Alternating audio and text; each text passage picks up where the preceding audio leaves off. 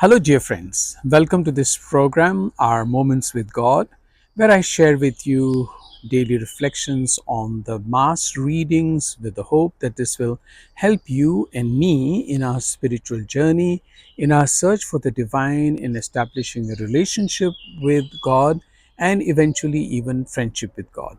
I hope you have subscribed to this channel. If not, you may please do it now. Thank you. And of course, if you like the video, you may also please share it with others. Thank you. Today, instead of making a reflection on the readings of the day, I would like to focus on the feast day of the saint today. Today is 6th July and it is a feast of Maria Gorretti. I'm sure you have heard of Maria Gorretti. Her full name was Maria Teresa Gorretti, born in 1890 and was already murdered in 1911 when she was hardly 12. Actually, not she was not fully 12 years old. And this is an interesting story about how she was murdered.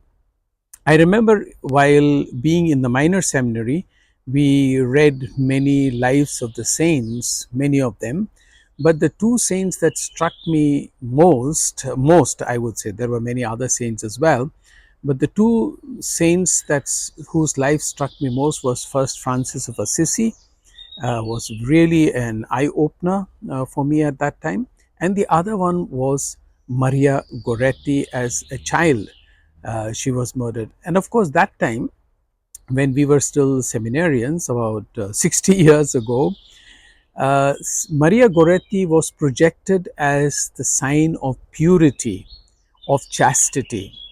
Why? Because she always resisted her cousin Alessandro's advances, sexual advances to her, and eventually she was murdered, but we will come to that.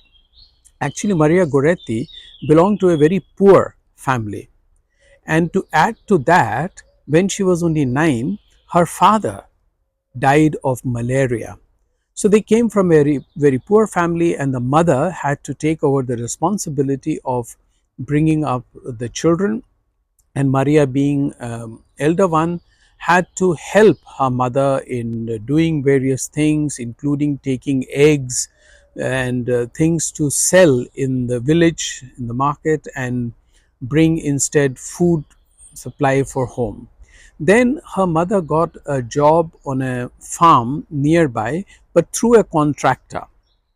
As it happens now also in India with the poor, how the contractors exploit the poor workers.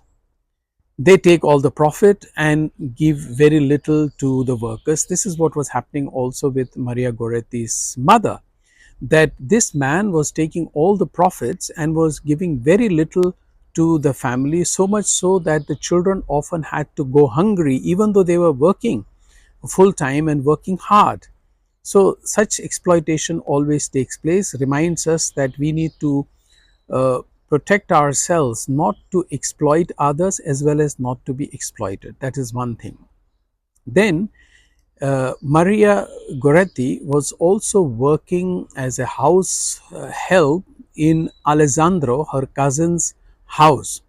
And Alessandra was an elderly, not elderly man, but older to her, young man, kept on giving her more and more work to do, which she could not complete to his satisfaction. Of course, his purpose was only to make her subservient to him and be beholden to him and to be indebted to him. And that's why he kept on giving her more work, and she had to always apologize for not doing the work well or completing as he wanted it. But in the meantime, he was also making sexual advances to her. Remember, she was only 11 years old.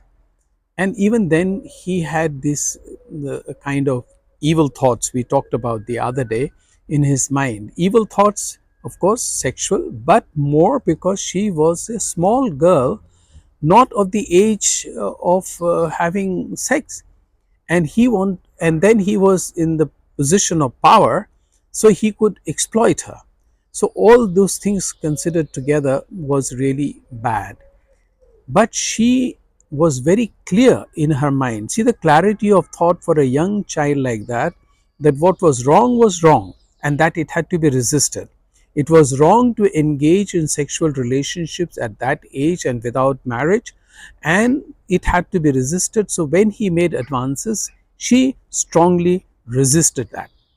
One day he was so overcome with his passion that he took her into his bedroom and forced himself upon her, but she resisted, and he got so mad that he brought a knife and stabbed 14 times into her body, especially near the heart. 14 times.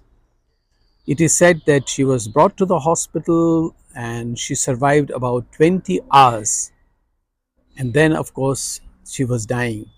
But before dying, she was still conscious. Somebody asked her, "Do you forgive Alessandro?" And she said, "Yes, I forgive him. And I would like to see him in heaven with me one day."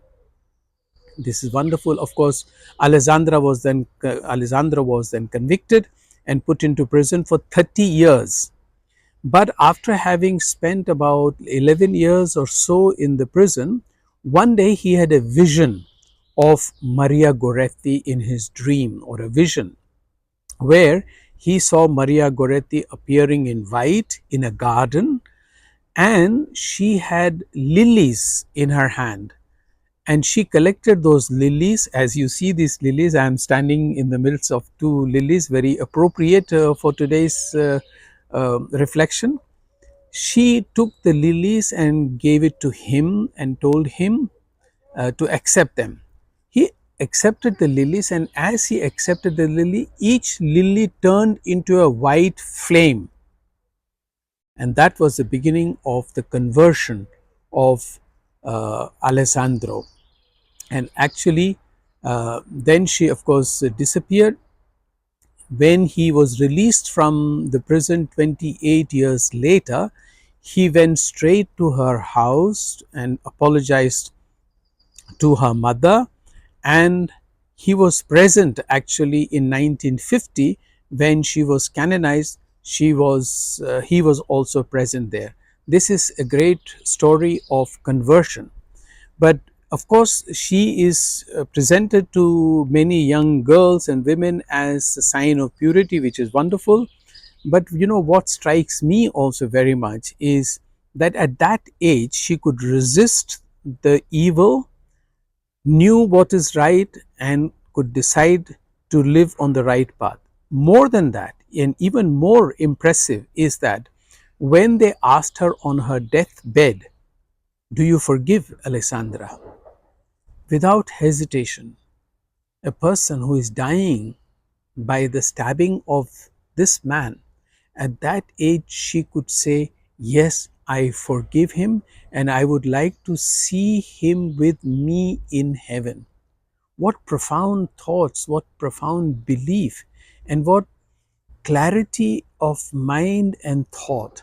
I think I can say for myself that as a young person, I did not have at all such clarity of thought. Of course, I also decided to join the seminary at the age of 12, and it was an idea to become a priest because I used to serve mass, etc. And it was interesting to join the seminary, but I do not remember having such clear thoughts about the right things to do and what has to be resisted as evil.